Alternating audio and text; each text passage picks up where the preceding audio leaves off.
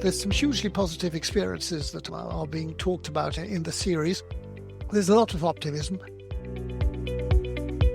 With this form that I think it's very, very approachable, very understandable. It came from conversation and it ended in conversation, but in a polyphony of conversations. And Colin said, when I saw the final version, I can feel these two teachers drinking mate in the university and started to talk about this. It was very good advice, and I think it's improved the version. So thank you very much, Colin and Lucie. Hello and welcome to OEGlobal Voices, the podcast that we produce here at Open Education Global. Each episode, we share with you conversation style, the people, practices, and ideas from open educators from all around the world. I'm your host and lucky editor, Alan Levine. I'm most fortunate that I get to hear all of our conversations. You're listening to the voices of Colin de Higuera, Lucie Grasset, Virginia Rodés, and Marcela Morales for episode 97. We're getting close to 100. This one was recorded March 23rd, so we could talk about the Sharing is a Challenge article series, published as part of Open Education Week and coordinated by Colin, supported by Lucie, and several others from Colin's team at the University of Nantes. The timing for this recording was chosen to align with the day that the article Virginia co-wrote for the challenge of misuse, titled Between Openness and Responsibility, How to Make Good Use of Open Educational Resources. It was published the day of this recording.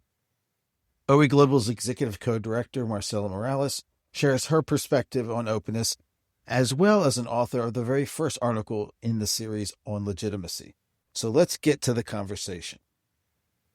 Welcome to the OEGlobal Voices podcast studio. A big day for us, a big day for a lot of people. We're very excited to have this conversation to talk about the challenges of sharing. We have a stellar group in our studio, and we want to, of course, hear who they are, where they are.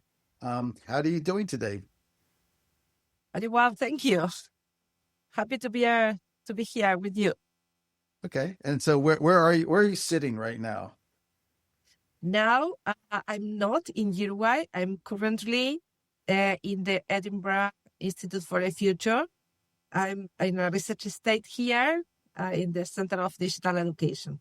So I'm very happy to be also here working in the project on open education AI that I'm currently focused on.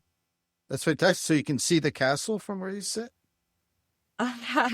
Yeah, I can see it. I can see it, not the castle because it's in the opposite side, but you can move in the university and see the castle. Yeah.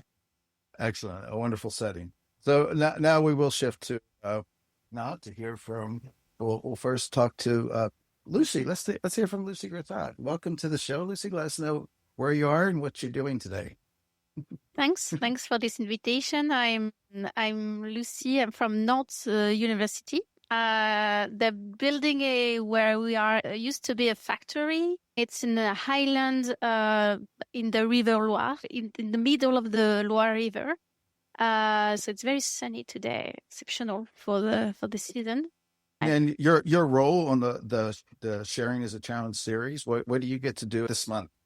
I work with Colin and collect articles from the 27 authors that were collaborating in all these articles. So I collect them, we make the translation, and we publish in 3 different blogs. That's fantastic. And we're going to hear more about the whole process. But of course, okay. Frequent guest on the show, Colin de Higuera. Great to see you again. And congratulations. You have the finish line in sight for this month. Oh, yes. No, we're a little bit more than halfway.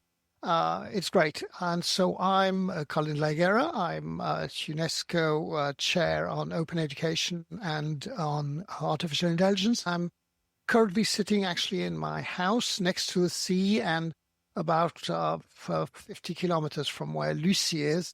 So she's actually getting to go to the office, and I will be only going to the office tomorrow. Okay.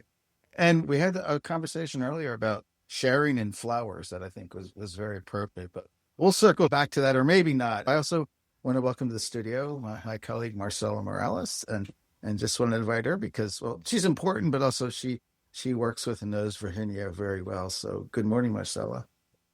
Hello, everyone. Good morning and good afternoon, wherever you are. And it's just a pleasure to be able to be here and share this space with you and have a conversation about this wonderful work that has been done, led by Colin and Lucie and Solana as well. And so very happy to be diving into this conversation. I'm currently in Austin, Texas. This is where I live now, in a beautiful setting in the north part of Austin. The weather here is amazing. I'm sorry to say to those of you that are still in the cold weather, it's getting warmer and beautiful down here. So it's a pleasure and a perfect day to have this conversation with you. Right. Last year, Colin, you had the 23 reasons to support open education. That was a huge success. Well, first of all, what convinced you to do it again? How did you land on the idea of the challenges of sharing? Okay, the do it again was because even if it was exhausting last year, it was actually very rewarding. I mean, rewarding intellectually, we learned a lot, but rewarding as a team. I mean, there was a lot of teamwork and a lot of team exchange there. And I think it helped people. So where does it come from? Well, it comes from a workshop where we were supposed to run a workshop on open educational resources. And they wanted us to do it in some ridiculous amount of time, something like 45 minutes. They're thinking, we're supposed to both explain what the OER are about and then do the activity. That was just impossible. So let's try and say it's not about OER at all. It's just about sharing. Since they're teachers, they'll probably understand what this is about. And it worked. I mean, if you said sharing for teachers, they very quickly understood what we were talking about, and we didn't need to actually give them a full course on OER. So we continued working in that line, saying, okay, well, perhaps sharing is an interesting word. We can, use it in a way independently of having to explain the 5 R's and UNESCO and whatever. And it's true. I mean, it's a work which resonates so much with teachers. I mean, difficult to find a teacher who's in the game for something else than sharing. They're all in the game for sharing. So that's where it comes from. And then little by little, we understood that it sounded nice, but it was much more difficult than we thought, and that there was something like obstacles to sharing. And we then just listed the obstacles and off we went. And pretty much you put out a list of these to a group of people. It was a little bit of a free-for-all, right? People got to grab which one they wanted, and some people decided, hey, let's work together. Like, that's an interesting approach. Does it work very well to have it set up like that? So we had to be fair this year. Last year, we didn't have a clue what we were doing. So last year, we put some things out at sort of 9 o'clock in the morning in France, and then had some frustration from your part of the world saying, hey, when we woke up, the interesting topics had already been taken, which we weren't expecting this at all. We thought, we might have to, we gave out some reasons, and probably we would have to write half the articles ourselves. But within 24 hours, all the articles were taken last year. So this year we did it differently. We actually made it not public, half public to people, saying, okay, the articles will be online at 2 o'clock in the afternoon European time, which allowed people in Americas to actually play also. And in the first 5 minutes, we already had 3 of the topics taken. We were half open, I said, because I think you or others suggested we actually, broadly publicize this. And we didn't want to. We'll explain perhaps about this afterwards. It's more like the sort of the relationship you want to have as an editor with the writers. You don't have the same relationship if you actually know the writers than if you don't know the writers. So we wanted to keep it with people we knew, but that was still about 100 people. Lucie, I get an email every day and it looks beautiful. It looks kind of simple, and I know it's not. So it's quite a production with multiple parts, distributed authors. You've got the languages, and then you're publishing across 3 different WordPress sites. So what does it take for all this to come together and work on a daily basis? Because from the outside, it looks very smooth. Actually, we decided to collect the article a month ago, even if it was quite difficult for the authors to write collectively some articles. There are 4 people's connecting and writing together. once we collect the article, we read them, we dispatch between our teams. There are also 2 other people in the team working on the article, Solène Gilloire and Erwan Louat, who are actually working together with Colin. So we are 4. Each of us are responsible for a group of authors of articles. So we read it first, and then we send some comments to add them to each article. We want them to be, as is in the blog, and we won't manage one style is okay. So it was very easy to handle this part of the work. And then we need to translate it into different language. So for instance, the article from Virginia and Regina, it was first written in English and then written in Spanish. So there were different versions. Once we have the final version in any of the language we manage, we pre-translate it using DeepL, and we have also people who are making sure the translations are correct. Each of us are responsible for one blog. I'm responsible for the UNESCO Share Relia blog. Solène is handling the UNESCO Unitwin blog, and Erwan is handling the one on the European Alliance's UniWell. And those 2 last blogs, they have to handle the multilingualism in their blog, whereas me, I'm just handling the French version, perhaps the luckiest. Then once we publish it, also there's a new things we are doing this year. We are sending a newsletter to those who want to get every day the article in their one mailbox. So instead of just publish it on our social networks such as LinkedIn or Blue Sky, there are this newsletter, but also Erwan is taking care of the OE Connect publication as well. And you, Alan, as well, is you working on it. Oh, and thank you, Erwan. Please pass on my appreciation because he's been fantastic to work with. Getting the emails every day, I see that, and then I want to read the whole article. We are, well, I said midpoint in my question, but we're kind of at the 3/4 point of the series. So what were your hopes, and how does it feel right now, Lucie? It's a lot of work. Every week we are just keeping us moaning just to manage and publish it and take care of the social media networks. But we are really enthusiastic about the quality of every article. We want to connect them in between, like making a thread, and also some articles are replying to each other. For instance, sometimes they use the same image, like Gollum. We have 2 articles that take this image of Gollum, and there were discussion as well with authors, but also the audience about this image. And also, for instance, the article today of Virginia and Regina about misuse, I would like to connect with other articles beforehand, but also the article of tomorrow, which is going to be on obligation. And so sometimes it's quite linked, the subject.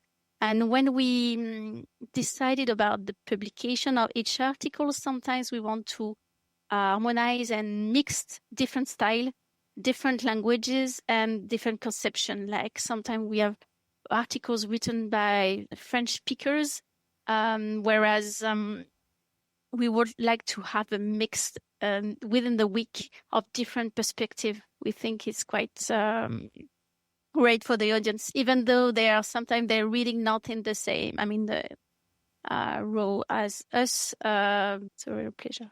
And congratulations on that. What have you heard so far, Colin? To be fair, I've obviously got the people who like us who are saying, okay, brilliant, well done, and whatever. I'm not hearing of new people coming into this. I am seeing the articles being reproduced because obviously they're all under an open license. So sometimes they just reproduce as such on websites without even asking us, which is fine. Of course, that's the goal of the game. Even if in your article you're going to argue that they could still let us know, but that's different. Not much more than that. I mean, I think that we should then press our advantage to actually come out with the main ideas that have been introduced here. And here's where Lucie is saying these, what she's calling threads, right? Saying, okay, this is the same idea, the same idea, the same idea. And what's important is that a lot of these ideas are actually, well, some are old, some you could have probably found 20 years ago. Even if they are revisited with new references, new examples, and new reasons. And some can be completely new. Some are, obviously, if you're talking about AI, for example, well, these are new topics. And so requiring new analysis, new research, and the community to actually just keep on being innovative, which is good. And so much we want to talk about. We'll come back to this. But the star of the show is Virginia. I asked Colin if we could get an author on the day an article was published, because it seems very timely. And just want to congratulate you on the article that just came out on the relationship of openness and responsibility. I'm interested because the original topic was misuse. I'm curious about why that spoke to you and what made you kind of flip it to the way you framed this article. So let's hear it from the author. How did the cooking go to make this meal? Okay. Thank you for your words, but please, it's the team on Nantes that came with us to try to connect all the dots of open education that needed to be connected, the different topics. I think we have a lot of new things regarding open education and open educational resources. When I chose misuse was because it was a very important topic for the university professors, colleagues that I interviewed during my PhD thesis a decade ago. This topic emerged as one of the biggest obstacles for open sharing, mostly regarding appropriation. This was the most important misuse that constantly emerged in the conversation. So as I am now approaching the topic of OEG from the artificial intelligence perspective, mostly invited by the Dubai Declaration on OEG that focused on this issue, together with Colin and also with Regina, we have a common project on Open Education AI. I decided to see what is happening now in this area, and that is the way responsibility appears as a part of approaching misuse. It's not only a problem of ethics when you use the contents that have been developed by other people. Now there is another actor in the landscape that is AI, generative AI mostly, that take part on adaptations, in not considering, for example, copyright issues, because they are using every content for training these models. So this is one of the aspects that I see the individual perspective of ethics has to be transferred to responsibility, not only as an individual responsibility, but mostly as a problem of governance, a problem of accountability, a problem of trust, also a problem of quality. Has to be expanded regarding misuse, but in focusing on these kind of things that has to be updated and in some way transformed, has to be seen in a different perspective so as to approach this huge problem we have. Excellent. And I love the idea when I read it this morning that it was written as a conversation because it kind of gives it a little bit of a narrative arc, but it also makes it feel a little bit more realistic. So where did that idea come from? And was this a real conversation, or is it kind of a summation of your experiences? Well, it's a product of a lot of conversation I have been experiencing with a lot of experts and colleagues and friends regarding this issue. It's a product of a conference I had, for example, from De La Miel, panels that had conducted with Colin, with Javier Atenas, with Antonio Moreira Teixeira from Portugal, with Paco Iniesto from Spain. We were talking about this issue, and misuse was one of these kind of emerging problems, and responsibility is one of the solutions we started to identify. So it's a polyphony, I think, of voices that were condensed in this conversation. I think it's very important to point that the first version was in some way structured as a more academic perspective, because it was part of these frameworks we were trying to develop a new approach in this issue. And Lucie and Colin told us to be more dialogic.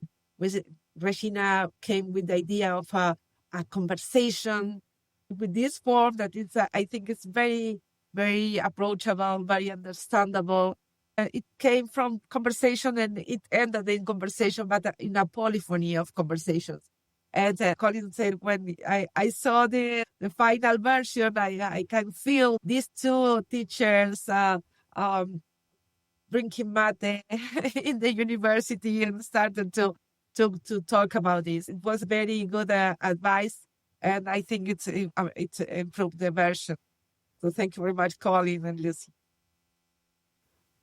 And it does achieve this because it says that, like, you can't come up with single solutions for misuse or any of these topics. And the fact that there's both this tension but understanding between slightly different or vastly different viewpoints is really important to bring out. Do you have examples that you can share from your research where you see this interplay at work? And I think it was touched on in some of the articles, like, get away from openness for its own sake and licenses. That makes it easy, and it doesn't. No. Any examples you can share of how you see this playing out? I think one thing is regarding governance. OER integral part of the work that teachers do, because creating content is a daily work in teachers' life. So OER should be very close for them. Early from primary school to higher education, everybody create contents, and they are always shared with their colleagues in a closed form. So it should be possible to share in communities, to create communities of practice. These kind of things should be a governance problem, should be oriented by a framework and policy that has to conduct this kind of sharing communities or networks.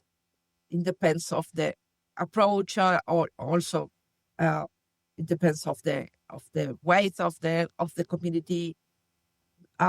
Another aspect that should be approached by governance is quality.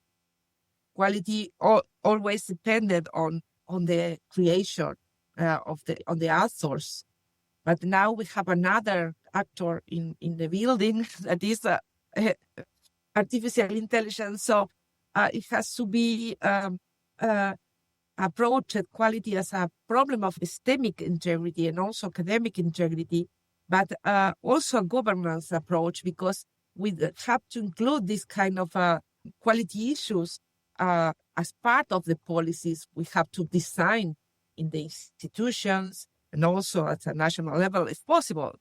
But because epistemic integrity now is a problem, we have to maintain the different epistemics we already have as humanity. We have a problem of tightening this epistemic integrity to one voice, two voices, because it's the most relevant are the ones that are currently being reproduced. Also representation. This was a very important problem regarding adaptation or regarding the conditions that have been considered, for example, the visuals, the languages.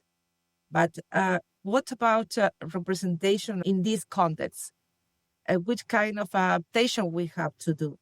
I think it's an opportunity for language translation, but there are languages that are not included now. And this is also problems. It's an opportunity, but it's a problem regarding intentional design and review. The other problem that everybody can experience every day is the enclosure of the platforms. We want to develop open content, but in closed platforms. And this should be approached. I don't know how to do it, because we were talking about this a lot with Colin and other partners, that artificial intelligence could be open. Can we continue being open in an OER landscape that is approached by artificial intelligence nowadays, and a lot of misuse being done in this new landscape? How can we know about the misuse that is being done in this new scenario? So misuse is structural in this context.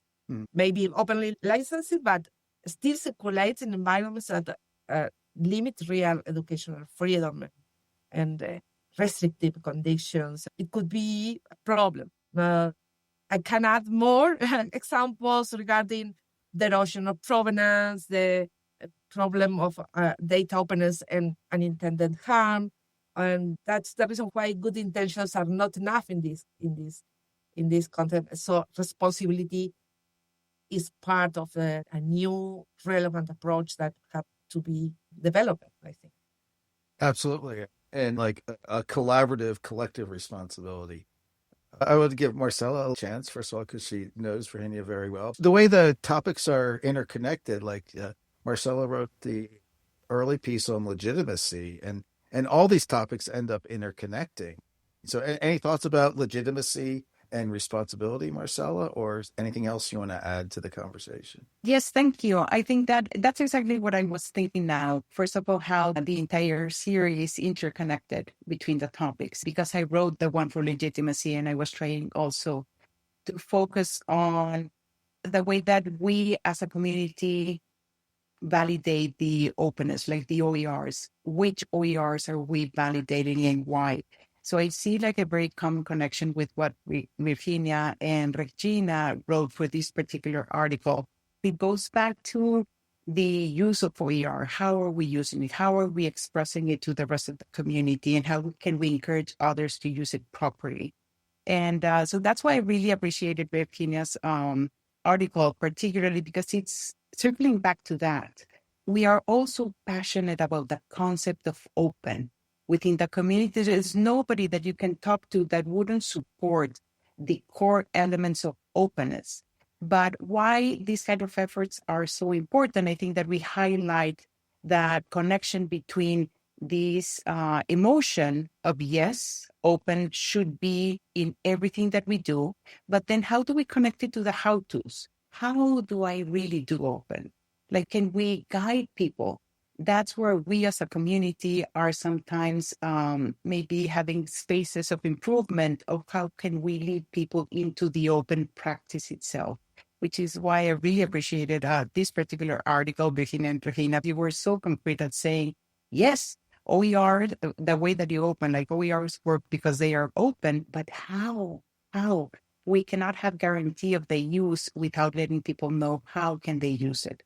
So, and I think that we find that thread in every other article of the challenge of sharing openly. We know that it's a great idea, but there are many things that we can still improve of the open licensing. But it's not only that, as Virginia was saying, there's so many other smaller elements that play into the practice of openness that I think that it's fascinating for us to have these conversations and share them more broadly. And hopefully many more conversations will happen. So I want to ask Colin to jump in too, because I would think, and I'm reading your face on the Zoom here, that you're thinking about how everything is going to fit together, because it's you've been guiding this, and you're also working on writing the summary, which is a daunting task. But what connections have you seen the previous or upcoming articles that tie into misuse/responsibility? The challenge is that if you want people to sort of converge somewhere, you also want them to sort of explore the field. So we had to try and find these 16 starting points sufficiently separate to avoid everybody writing the same stuff. Yes, we've got these favorite topics, and often these are the same stories. So that people did explore different stories, we had two things. We had starting points that were different, and then we had a nasty editor that would get back to them saying, no, that's not what you're supposed to talk about, is it? Right? So we had those two things. So now if I look, there's a number of small stories, but the key one is that sharing should be shared, something like that. I know it sounds strange, but basically the days of amateurism where a guy could get up and say, hey, I want to share, they are gone. And Virginia put it right. I mean, AI has got a lot to do with it, but it's not the only reason that some of the other obstacles will come there. This means that some of us are actually working in environments that are allowing them to share because an effort is being done. I know that this is the case, for example, in Nantes, where we've got this Fabrique des Riles, a group of people who are there to help people produce riles. It's going to be the case, and you will see it in an article published in the next few days, also in Quebec, where they are also having initiatives where the idea is to help people do it and sort out as many of the problems that Virginia has pointed out, or that Marcela has pointed out. So, voilà, sadly, perhaps, but it's also a sign of maturity. The days of just do it, so they're gone. Right? You need to be a team because the quantity of things that you have to look into is important. So again, the teacher who does this in the evening on his own, that's not going to work. It has to have a team, other people who are involved. So perhaps it's, the route to go from OER to the digital contents that are promoted by the UNESCO.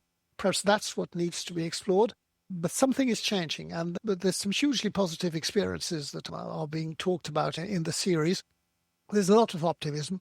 There's a lot of people who just open because open, but there's a lot of voices saying, do it with the team, do it with the other guys, and ask your university or your school or your whatever to help you by putting up a bit of infrastructure, key people knowing what they're doing, and so onwards.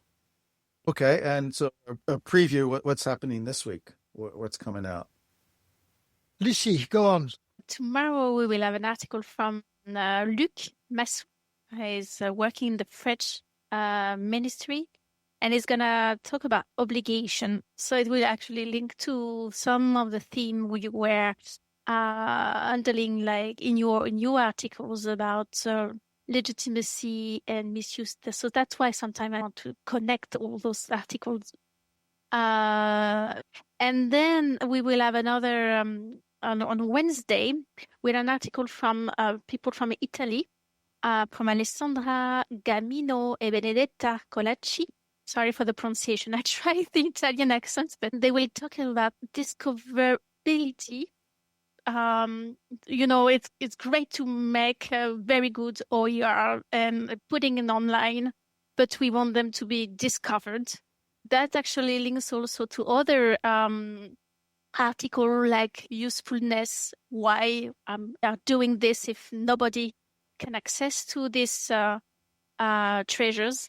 On Thursday, we will have an article written by 5 French speakers. One is from Nantes University, Paul Loyonaz, and Sophie Despotter is from Belgium, from UC Louvain, and there are 2 other people located in Canada, Nadia Villeneuve and José Miguel Escobar.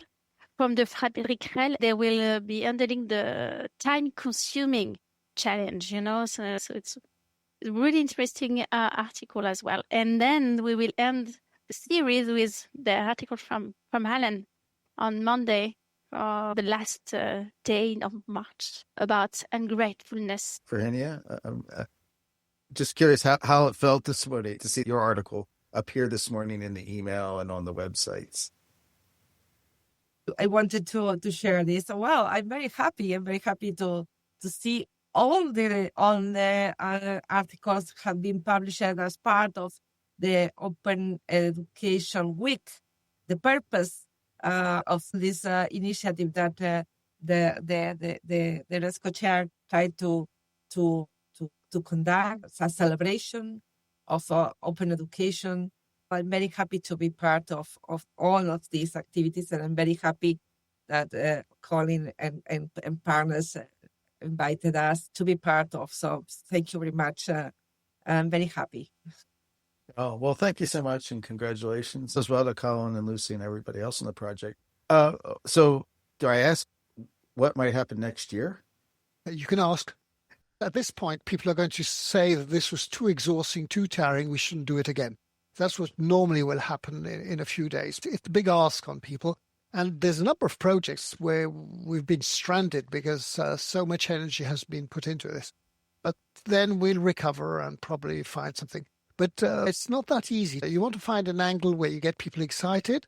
You also want to do this work of getting people who are used to do research papers and say, no, write a blog paper because it's different, because you're going to have, probably hundreds, thousands of reads instead of having just a dozen, right? But, of course, then you have to make those efforts to write it differently.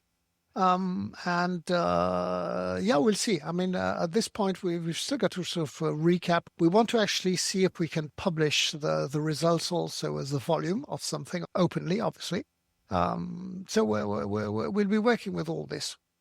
That's fantastic. But I do think because Virginia's here, and I know her efforts are great in this moment to actually push the cause of research in open education. It's not research, clearly, what we're doing here. But it certainly makes people understand why research is important, because all these problems are surfacing. So if through an action like this one, we help surface problems for which there are no answers and therefore for which research is needed, I think we have achieved something. Definitely. And so I just like to ask, because it's not work all the time. It's always good to know what you do outside of the work that brings you some joy and passion. So I'll start with Virginia, because, you're the star today because you're the author. So what do you like to do outside of your busy schedule of open education work?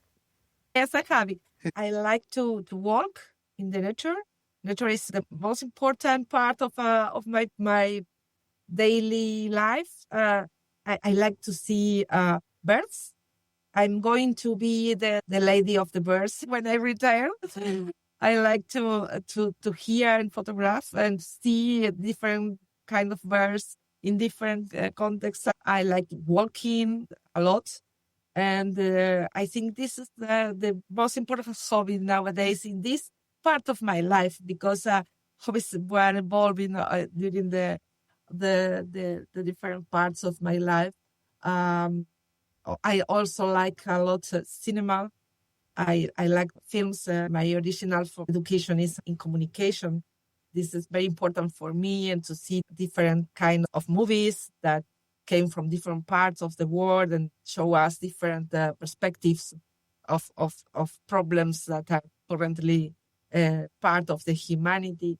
These are the most important of the hobbies I have nowadays. Oh, that's fantastic. And I hope you're getting to see some of the wonderful places, the scenery where you are in Scotland. Yeah, I'm enjoying it a lot. I would love to see a photograph. I remember I took a hike to the top of Arthur's Seat, where you have that view. Yes. Scotland landscape is magnificent. Yeah. So if you don't mind, because I love photographs, I would love to see some Scotland. Yeah, of course I can share. Okay. Thank you. Okay. And Lucy, when you're not doing all this work, when Colin is not being the taskmaster, how do you get to relax? I love the nature as well. I love also gardening. I have a community garden in my village. I garden with people from different ages, with children to advanced people. It's very enthusiastic, and I like sharing seeds as well, sharing plants, because it's magical.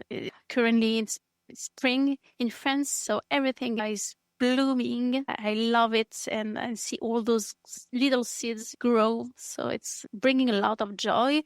I love also the nature by the river Loire, which is very nice. Just a month ago, we had a big flood So the landscape changed a lot. I like reading as well. We have a reading group at the university. We share books and have a group to discuss books and different perspectives.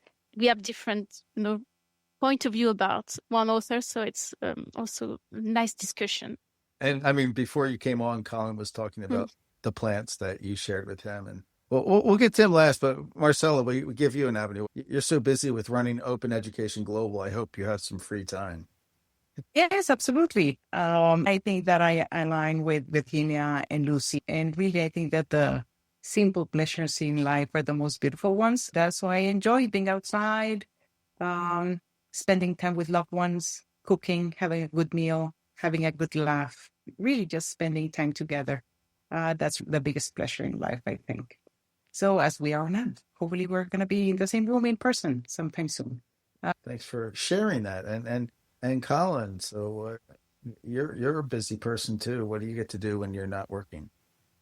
Yeah, I mean, I'm a little bit worried when I listen to all this because, I mean, some of these things I enjoy, but I realize that having a hobby is still something that has to be consistent with all the other things I've got to do. So I think the things I like take too much time. So I'll have to retire to go and do the things I really want. But what I do, and doesn't take me much time, well, not enough, is plant those seeds that Lucie can pass me. That's very important. And yes, I mean, just being outside. I mean, we've had a very long winter here, or a very rainy season seemed just to go on and on and on and on. And just being outside and just sort of suck in a little bit of sun is just absolutely wonderful. And agree, I mean, cooking and talking to the cherished ones is essential. Oh, very good. I won't put you in a spot, but I see these notes about retirement. Is that happening? Oh, yeah. No, that's definitely. I mean, basically, I'll still be around doing things. I mean, it's hard work. The university is well, people know it takes a lot of energy out of you. And all these things are great. This part is not the part I want to retire from. But the rest is tremendously difficult being in university now because of the same thing, the issues of AI. So one thing is intellectually thinking these things out and sort of having to come up with solutions and reading and writing and imagining solutions. The other one is facing the students and having to teach and thinking, 1 second, what's happening here? This is wrong. And it is wrong. I mean, when you're thinking, okay, well, perhaps I'm going to try and, I don't know, say, let's try and do the exams differently. And the administration said, no, you wrote 2 years ago that it had to be this way. So you're not allowed to change. And you're thinking, come on, basically AI, it's only now we're realizing I have to change the way we're doing things because we have to, move on. So, but still, congratulations again. This year's been so exciting to see, and we look forward to this last week of the challenges of sharing. Yeah. Thank you. Brilliant. Thank you a lot. Thank you for listening to this episode of OEGlobal Voices, the podcast from Open Education Global. Each episode features a different musical intro track selected from the Free Music Archive. For today's show, we selected a track called Share Your Project by an artist named Tim Taj that is licensed under a Creative Commons Attribution Non-Commercial No Derivatives license. You can find this episode at our site, voices.oeglobal.org, and join follow-up discussions in our OEG Connect community or wherever you interact with us in social media. If you're listening, would like to share your own open education work, or suggest to us a future guest that we should have on the show, please let us know via our website or email to voices@oeglobal.org. Thank you again for listening.